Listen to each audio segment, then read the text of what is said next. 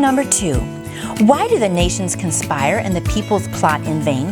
The kings of the earth take their stand, and the rulers gather together against the Lord and against his anointed one. Let us break their chains, they say, and throw off their fetters. The one enthroned in heaven laughs. The Lord scoffs at them. Then he rebukes them in his anger and terrifies them in his wrath, saying, I have installed my king on Zion, my holy hill. I will proclaim the decree of the Lord.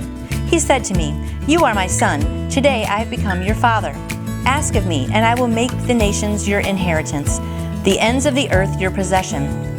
You will rule them with an iron scepter, and will dash them to pieces like pottery. Therefore, you kings, be wise. Be warned, you rulers of the earth.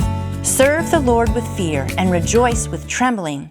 Kiss the Son, lest he be angry, and you be destroyed in your way, for his wrath can flare up in a moment. Blessed are all who take refuge in him.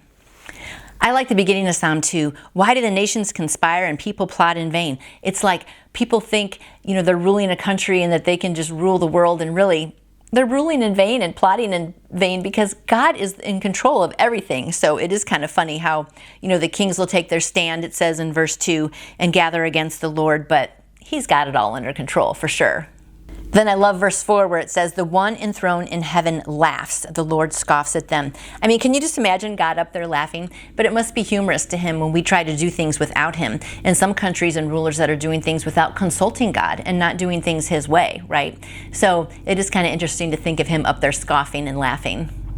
And then verse 11 says, serve the Lord with fear and rejoice with trembling.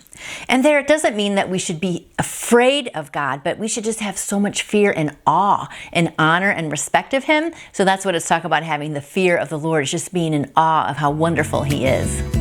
And then the last line, blessed are all who take refuge in him. Yes, my friends, he is our refuge, a very present help in trouble. So I hope today that you are just taking your refuge in him, and you're also just standing in awe and wonder of him, because he's an amazing God. I hope you enjoyed Psalm 2, and we'll see you back here tomorrow.